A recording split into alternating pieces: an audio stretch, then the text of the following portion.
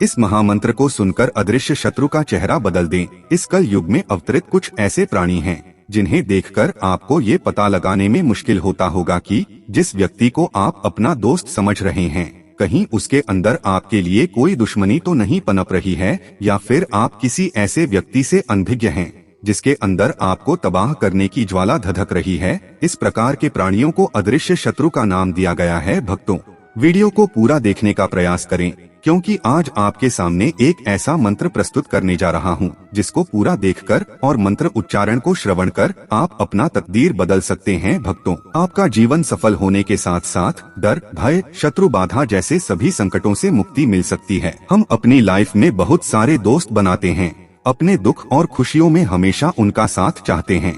आपका नौकरी का संघर्ष हो या ब्रेकअप, एक दोस्त ही होते हैं जो हर कदम आपका साथ निभाते हैं।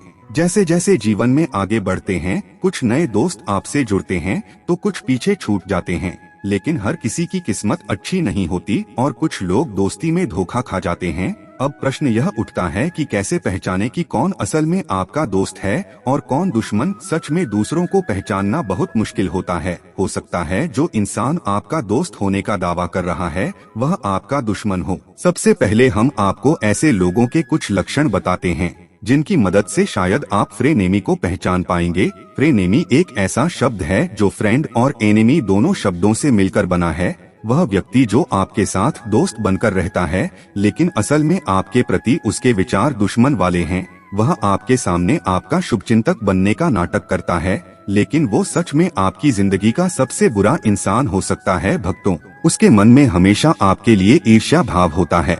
वह आपके सामने हमेशा सॉफ्ट और पोलाइट रहता है और पीठ पीछे आपकी बुराई का एक भी मौका अपने हाथ से नहीं जाने देता। आपके मुंह पर आपकी बड़ाई और अकेले में हमेशा आपके लिए आग उगलता है।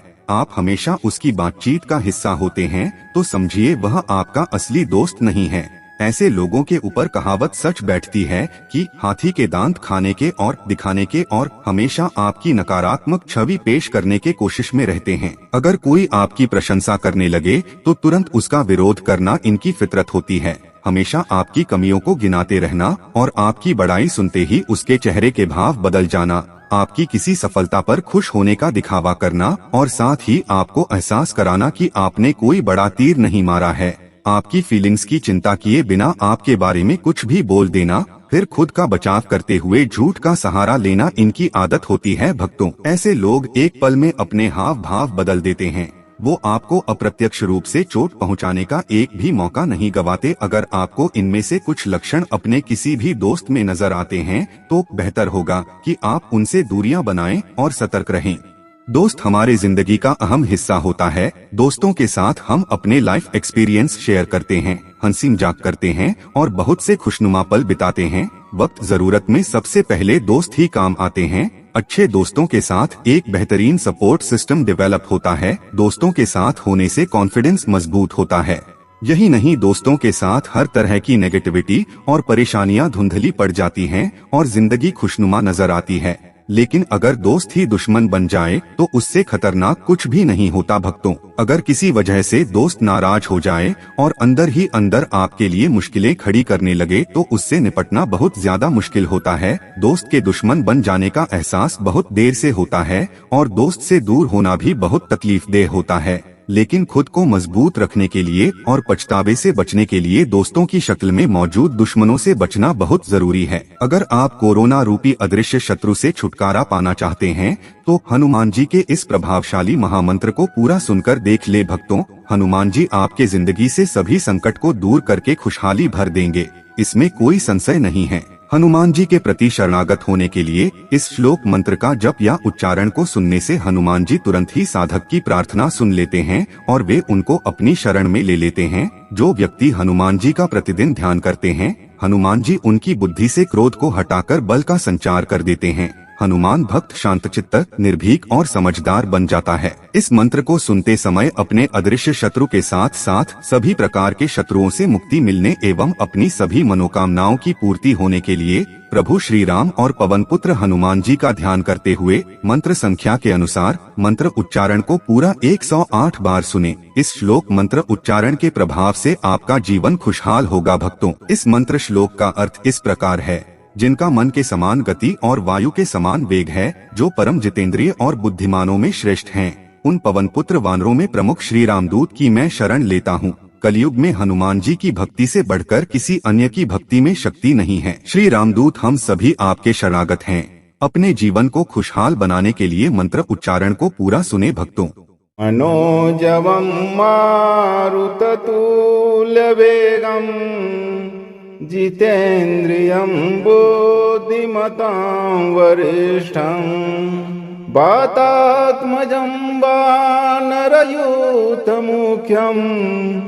श्रीरामदूतं शरणं प्रपद्ये। मनोजवं मारुततुल्यवेगं जितेन्द्रियं बुद्धिमतां वरिष्ठं वातात्मजं वानरयूथमुख्यं श्रीरामदूतं शरणं प्रपद्ये। मनोजवं मारुततुल्यवेगं जितेन्द्रियं बुद्धिमतां वरिष्ठं वातात्मजं वानरयूथमुख्यं श्रीरामदूतं शरणं प्रपद्ये। मनोजवं मारुततुल्यवेगं जितेन्द्रियं बुद्धिमतां वरिष्ठं वातात्मजं वानरयूथमुख्यं श्रीरामदूतं शरणं प्रपद्ये। मनोजवं मारुततुल्यवेगं जितेन्द्रियं बुद्धिमतां वरिष्ठं वातात्मजं वानरयूथमुख्यं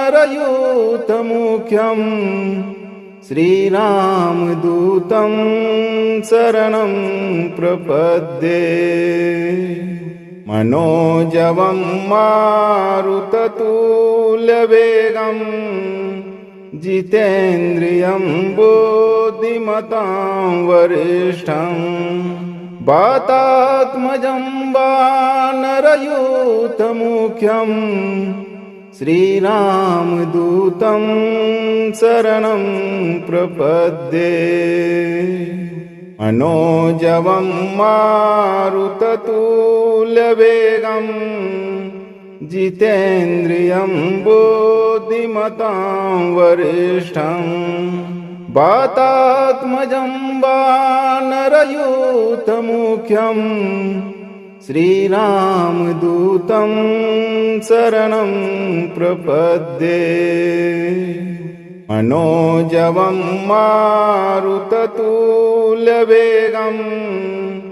जितेन्द्रियं बुद्धिमतां वरिष्ठं वातात्मजं वानरयूथमुख्यं श्रीरामदूतं शरणं प्रपद्ये। मनोजवं मारुततुल्यवेगं जितेन्द्रियं बुद्धिमतां वरिष्ठं वातात्मजं वानरयूथमुख्यं श्रीरामदूतं शरणं प्रपद्ये। मनोजवं मारुततुल्यवेगं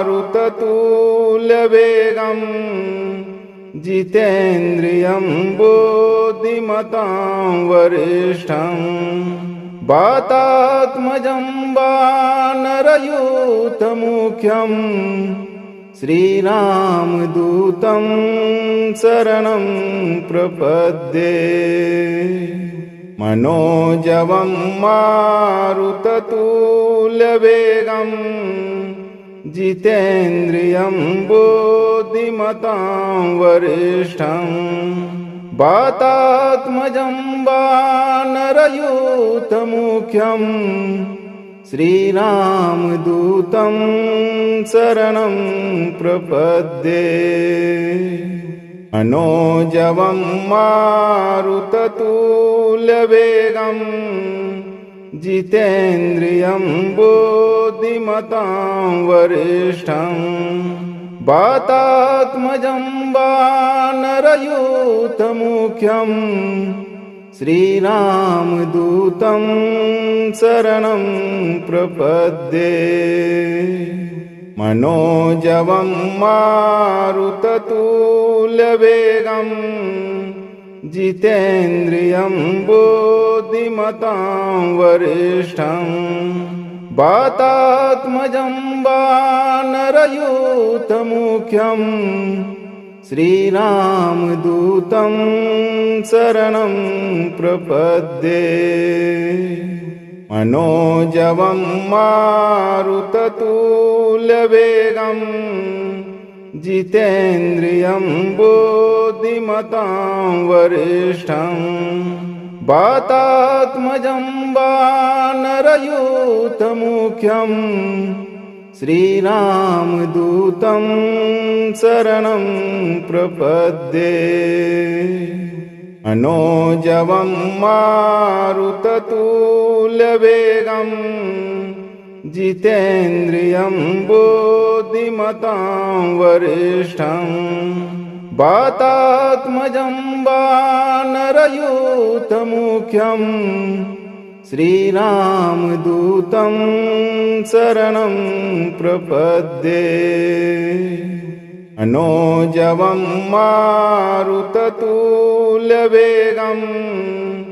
जितेन्द्रियं बुद्धिमतां वरिष्ठं वातात्मजं वानरयूथमुख्यं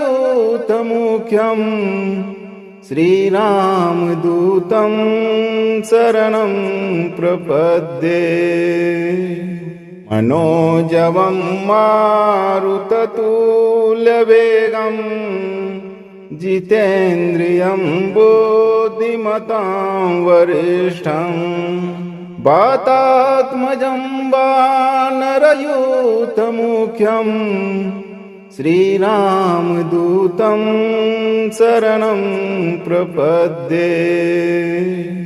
मनोजवं मारुततुल्यवेगं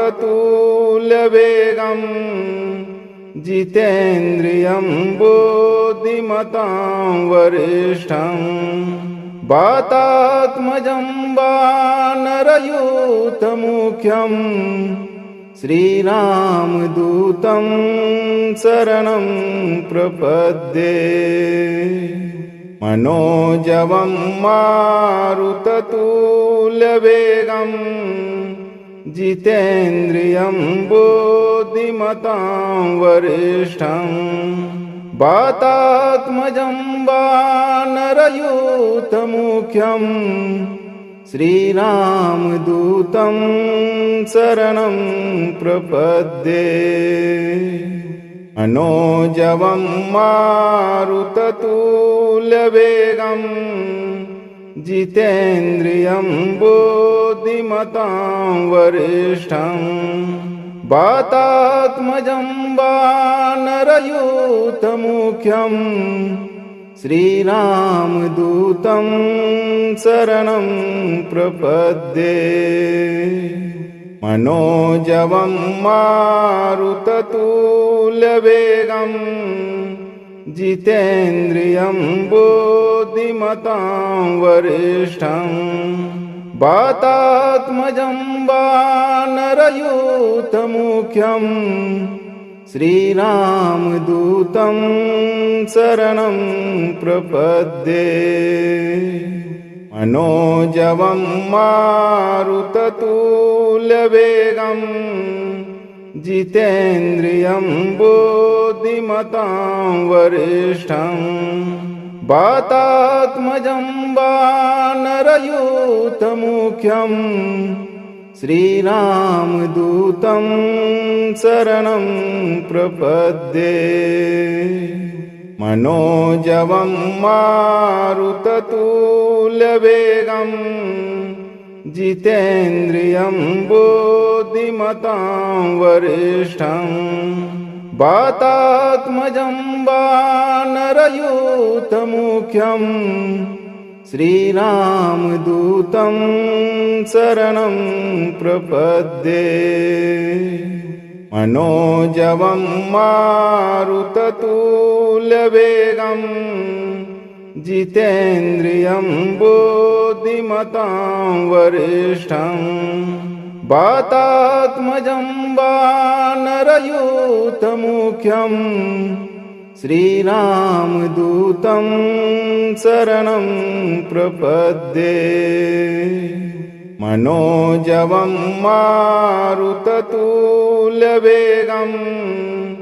जितेन्द्रियं बुद्धिमतां वरिष्ठं वातात्मजं वानरयूथमुख्यं श्रीरामदूतं शरणं प्रपद्ये। मनोजवं मारुततुल्यवेगं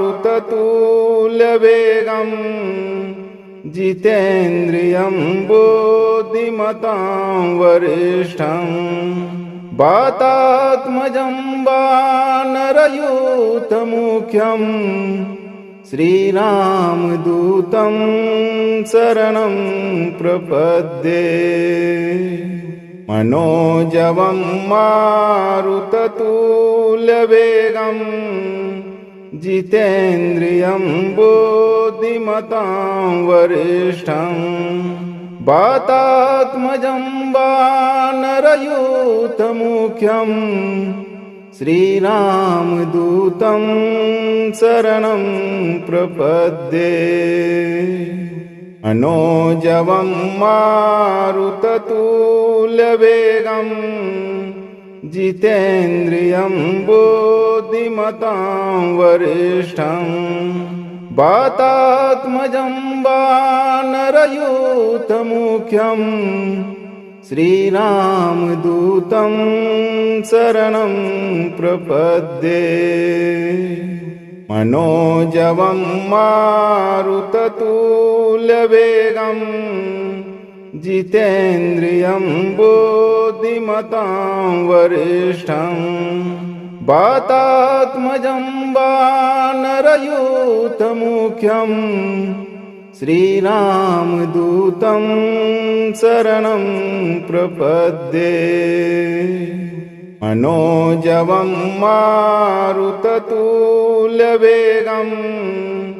जितेन्द्रियं बुद्धिमतां वरिष्ठं वातात्मजं वानरयूथमुख्यं श्रीरामदूतं शरणं प्रपद्ये। मनोजवं मारुततुल्यवेगं जितेन्द्रियं बुद्धिमतां वरिष्ठं वातात्मजं वानरयूथमुख्यं श्रीरामदूतं शरणं प्रपद्ये। मनोजवं मारुततुल्यवेगं जितेन्द्रियं बुद्धिमतां वरिष्ठं वातात्मजं वानरयूथमुख्यं श्रीरामदूतं शरणं प्रपद्ये। मनोजवं मारुततुल्यवेगं जितेन्द्रियं बुद्धिमतां वरिष्ठं वातात्मजं वानरयूथमुख्यं श्रीरामदूतं शरणं प्रपद्ये। मनोजवं मारुततुल्यवेगं जितेन्द्रियं बुद्धिमतां वरिष्ठं वातात्मजं वानरयूथमुख्यं श्रीरामदूतं शरणं प्रपद्ये। मनोजवं मारुततुल्यवेगं जितेन्द्रियं बुद्धिमतां वरिष्ठं वातात्मजं वानरयूथमुख्यं श्रीरामदूतं शरणं प्रपद्ये। मनोजवं मारुततुल्यवेगं जितेन्द्रियं बुद्धिमतां वरिष्ठं वातात्मजं वानरयूथमुख्यं श्रीरामदूतं शरणं प्रपद्ये।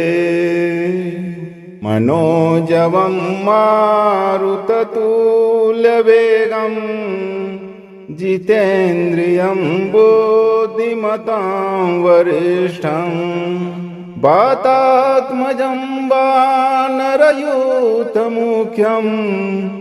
श्रीरामदूतं शरणं प्रपद्ये। मनोजवं मारुततुल्यवेगं जितेन्द्रियं बुद्धिमतां वरिष्ठं वातात्मजं वानरयूथमुख्यं श्रीरामदूतं शरणं प्रपद्ये। मनोजवं मारुततुल्यवेगं जितेन्द्रियं बुद्धिमतां वरिष्ठं वातात्मजं वानरयूथमुख्यं श्रीरामदूतं शरणं प्रपद्ये। मनोजवं मारुततुल्यवेगं जितेन्द्रियं बुद्धिमतां वरिष्ठं वातात्मजं वानरयूथमुख्यं श्रीरामदूतं शरणं प्रपद्ये। मनोजवं मारुततुल्यवेगं जितेन्द्रियं बुद्धिमतां वरिष्ठं वातात्मजं वानरयूथमुख्यं श्रीरामदूतं शरणं प्रपद्ये। मनोजवं मारुततुल्यवेगं जितेन्द्रियं बुद्धिमतां वरिष्ठं वातात्मजं वानरयूथमुख्यं श्रीरामदूतं शरणं प्रपद्ये। मनोजवं मारुततुल्यवेगं जितेन्द्रियं बुद्धिमतां वरिष्ठं वातात्मजं वानरयूथमुख्यं श्रीरामदूतं शरणं प्रपद्ये। मनोजवं मारुततुल्यवेगं जितेन्द्रियं बुद्धिमतां वरिष्ठं वातात्मजं वानरयूथमुख्यं श्रीरामदूतं शरणं प्रपद्ये। मनोजवं मारुततुल्यवेगं जितेन्द्रियं बुद्धिमतां वरिष्ठं वातात्मजं वानरयूथमुख्यं श्रीरामदूतं शरणं प्रपद्ये। मनोजवं मारुततुल्यवेगं जितेन्द्रियं बुद्धिमतां वरिष्ठं वातात्मजं वानरयूथमुख्यं श्रीरामदूतं शरणं प्रपद्ये। मनोजवं मारुततुल्यवेगं जितेन्द्रियं बुद्धिमतां वरिष्ठं वातात्मजं वानरयूथमुख्यं श्रीरामदूतं शरणं प्रपद्ये। मनोजवं मारुततुल्यवेगं जितेन्द्रियं बुद्धिमतां वरिष्ठं वातात्मजं वानरयूथमुख्यं श्रीरामदूतं शरणं प्रपद्ये। मनोजवं मारुततुल्यवेगं जितेन्द्रियं बुद्धिमतां वरिष्ठं वातात्मजं वानरयूथमुख्यं श्रीरामदूतं शरणं प्रपद्ये। मनोजवं मारुततुल्यवेगं जितेन्द्रियं बुद्धिमतां वरिष्ठं वातात्मजं वानरयूथमुख्यं श्रीरामदूतं शरणं प्रपद्ये। मनोजवं मारुततुल्यवेगं जितेन्द्रियं बुद्धिमतां वरिष्ठं वातात्मजं वानरयूथमुख्यं श्रीरामदूतं शरणं प्रपद्ये।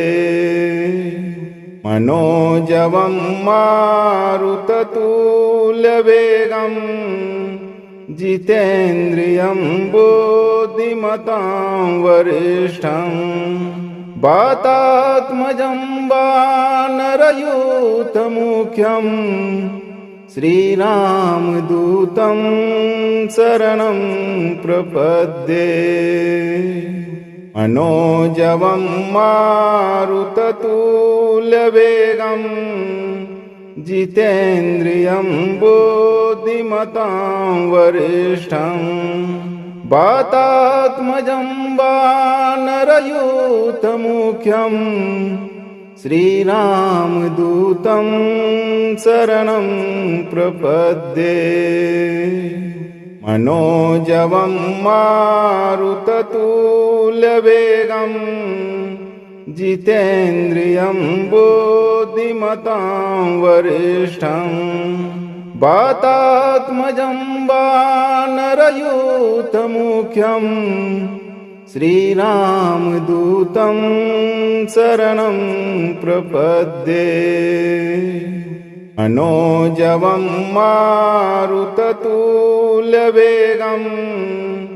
जितेन्द्रियं बुद्धिमतां वरिष्ठं वातात्मजं वानरयूथमुख्यं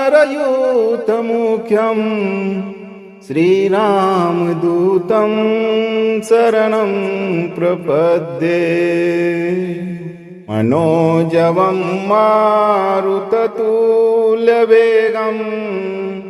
जितेन्द्रियं बुद्धिमतां वरिष्ठं वातात्मजं वानरयूथमुख्यं श्रीरामदूतं शरणं प्रपद्ये। मनोजवं मारुततुल्यवेगं जितेन्द्रियं बुद्धिमतां वरिष्ठं वातात्मजं वानरयूथमुख्यं श्रीरामदूतं शरणं प्रपद्ये। मनोजवं मारुततुल्यवेगं जितेन्द्रियं बुद्धिमतां वरिष्ठं वातात्मजं वानरयूथमुख्यं श्रीरामदूतं शरणं प्रपद्ये। मनोजवं मारुततुल्यवेगं जितेन्द्रियं बुद्धिमतां वरिष्ठं वातात्मजं वानरयूथमुख्यं श्रीरामदूतं शरणं प्रपद्ये। मनोजवं मारुततुल्यवेगं जितेन्द्रियं बुद्धिमतां वरिष्ठं वातात्मजं वानरयूथमुख्यं श्रीरामदूतं शरणं प्रपद्ये। मनोजवं मारुततुल्यवेगं जितेन्द्रियं बुद्धिमतां वरिष्ठं वातात्मजं वानरयूथमुख्यं श्रीरामदूतं शरणं प्रपद्ये। मनोजवं मारुततुल्यवेगं जितेन्द्रियं बुद्धिमतां वरिष्ठं वातात्मजं वानरयूथमुख्यं श्रीरामदूतं शरणं प्रपद्ये। मनोजवं मारुततुल्यवेगं जितेन्द्रियं बुद्धिमतां वरिष्ठं वातात्मजं वानरयूथमुख्यं श्रीरामदूतं शरणं प्रपद्ये। मनोजवं मारुततुल्यवेगं जितेन्द्रियं बुद्धिमतां वरिष्ठं वातात्मजं वानरयूथमुख्यं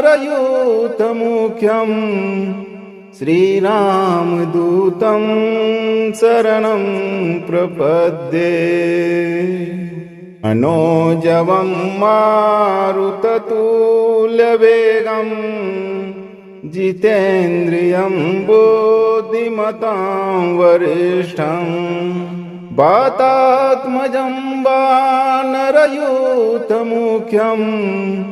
श्रीरामदूतं शरणं प्रपद्ये। मनोजवं मारुततुल्यवेगं जितेन्द्रियं बुद्धिमतां वरिष्ठं वातात्मजं वानरयूथमुख्यं श्रीरामदूतं शरणं प्रपद्ये। मनोजवं मारुततुल्यवेगं जितेन्द्रियं बुद्धिमतां वरिष्ठं वातात्मजं वानरयूथमुख्यं श्रीरामदूतं शरणं प्रपद्ये। मनोजवं मारुततुल्यवेगं जितेन्द्रियं बुद्धिमतां वरिष्ठं वातात्मजं वानरयूथमुख्यं श्रीरामदूतं शरणं प्रपद्ये। मनोजवं मारुततुल्यवेगं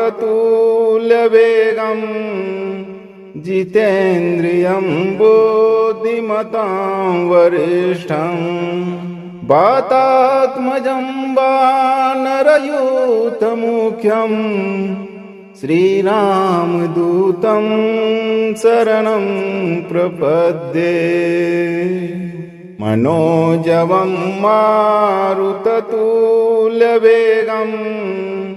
जितेन्द्रियं बुद्धिमतां वरिष्ठं वातात्मजं वानरयूथमुख्यं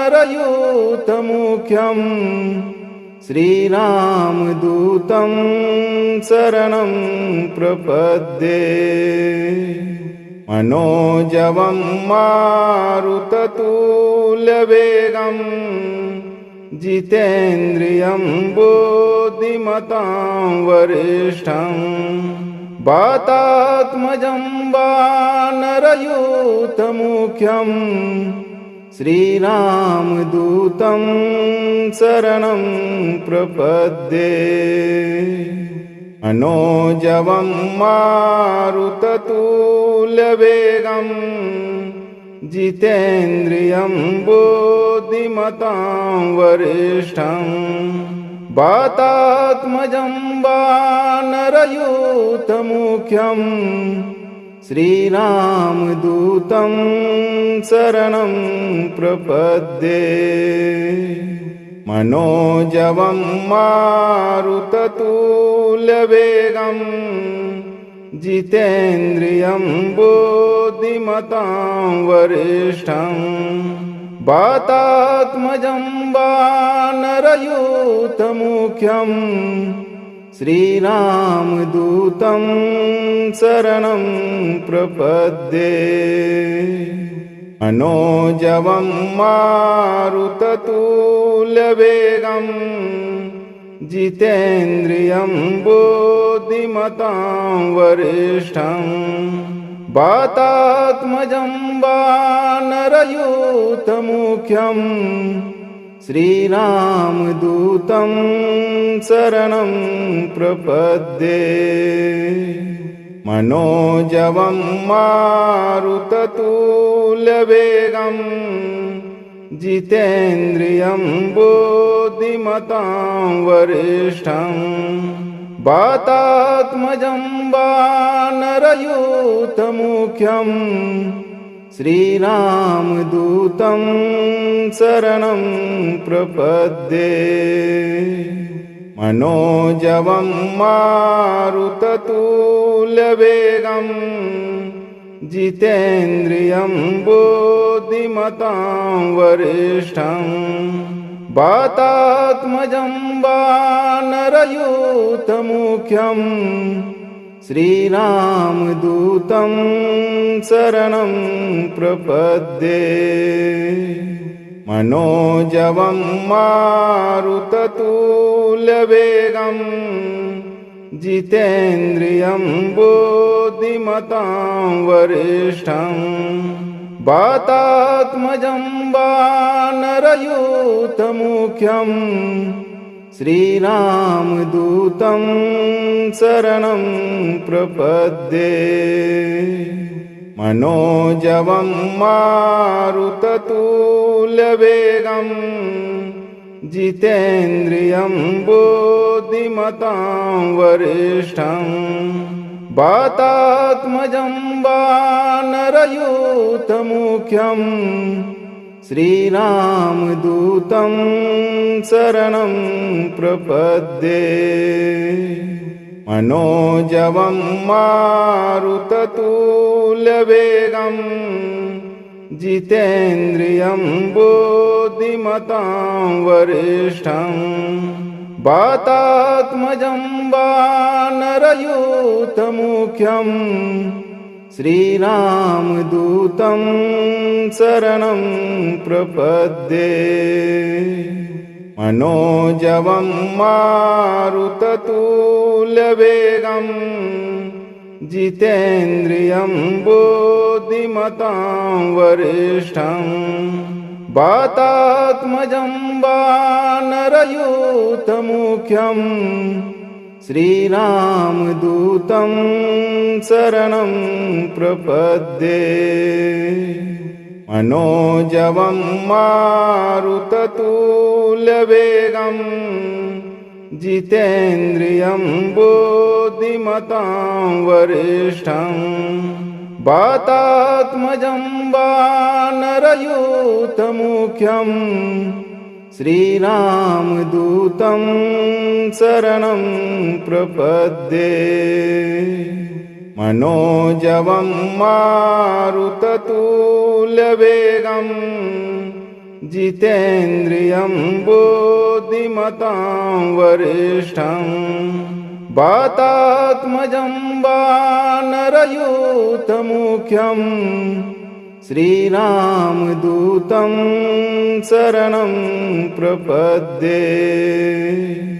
मनोजवं मारुततुल्यवेगं जितेन्द्रियं बुद्धिमतां वरिष्ठं वातात्मजं वानरयूथमुख्यं श्रीरामदूतं शरणं प्रपद्ये। मनोजवं मारुततुल्यवेगं जितेन्द्रियं बुद्धिमतां वरिष्ठं वातात्मजं वानरयूथमुख्यं श्रीरामदूतं शरणं प्रपद्ये। मनोजवं मारुततुल्यवेगं जितेन्द्रियं बुद्धिमतां वरिष्ठं वातात्मजं वानरयूथमुख्यं श्रीरामदूतं शरणं प्रपद्ये। मनोजवं मारुततुल्यवेगं जितेन्द्रियं बुद्धिमतां वरिष्ठं वातात्मजं वानरयूथमुख्यं श्रीरामदूतं शरणं प्रपद्ये। मनोजवं मारुततुल्यवेगं जितेन्द्रियं बुद्धिमतां वरिष्ठं वातात्मजं वानरयूथमुख्यं श्रीरामदूतं शरणं प्रपद्ये। मनोजवं मारुततुल्यवेगं जितेन्द्रियं बुद्धिमतां वरिष्ठं वातात्मजं वानरयूथमुख्यं श्रीरामदूतं शरणं प्रपद्ये। मनोजवं मारुततुल्यवेगं जितेन्द्रियं बुद्धिमतां वरिष्ठं वातात्मजं वानरयूथमुख्यं श्रीरामदूतं शरणं प्रपद्ये। मनोजवं मारुततुल्यवेगं जितेन्द्रियं बुद्धिमतां वरिष्ठं वातात्मजं वानरयूथमुख्यं श्रीरामदूतं शरणं प्रपद्ये। मनोजवं मारुततुल्यवेगं जितेन्द्रियं बुद्धिमतां वरिष्ठं वातात्मजं वानरयूथमुख्यं श्रीरामदूतं शरणं प्रपद्ये। मनोजवं मारुततुल्यवेगं जितेन्द्रियं बुद्धिमतां वरिष्ठं वातात्मजं वानरयूथमुख्यं श्रीरामदूतं शरणं प्रपद्ये। मनोजवं मारुततुल्यवेगं जितेन्द्रियं बुद्धिमतां वरिष्ठं वातात्मजं वानरयूथमुख्यं श्रीरामदूतं शरणं प्रपद्ये। मनोजवं मारुततुल्यवेगं जितेन्द्रियं बुद्धिमतां वरिष्ठं वातात्मजं वानरयूथमुख्यं श्रीरामदूतं शरणं प्रपद्ये। मनोजवं मारुततुल्यवेगं जितेन्द्रियं बुद्धिमतां वरिष्ठं वातात्मजं वानरयूथमुख्यं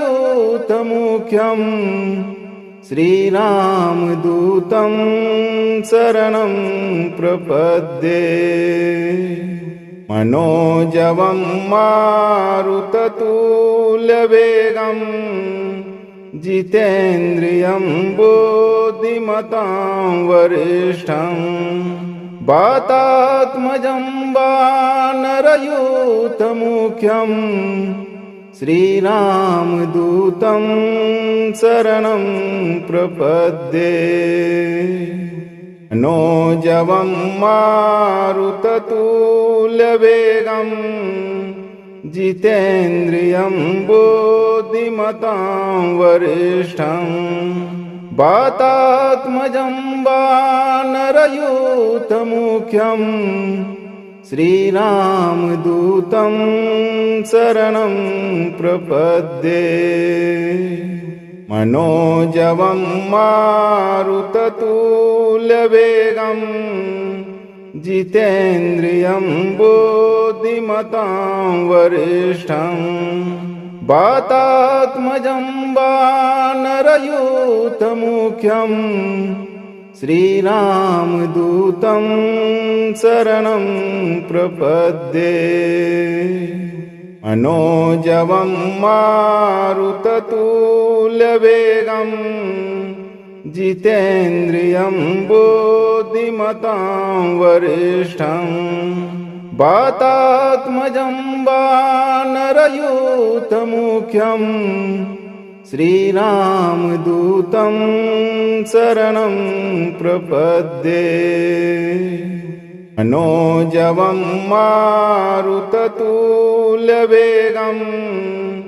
जितेन्द्रियं बुद्धिमतां वरिष्ठं वातात्मजं वानरयूथमुख्यं श्रीरामदूतं शरणं प्रपद्ये। मनोजवं मारुततुल्यवेगं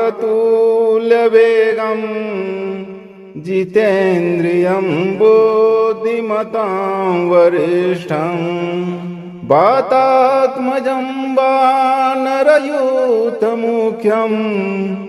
श्रीरामदूतं शरणं प्रपद्ये। मनोजवं मारुततुल्यवेगं जितेन्द्रियं बुद्धिमतां वरिष्ठं वातात्मजं वानरयूथमुख्यं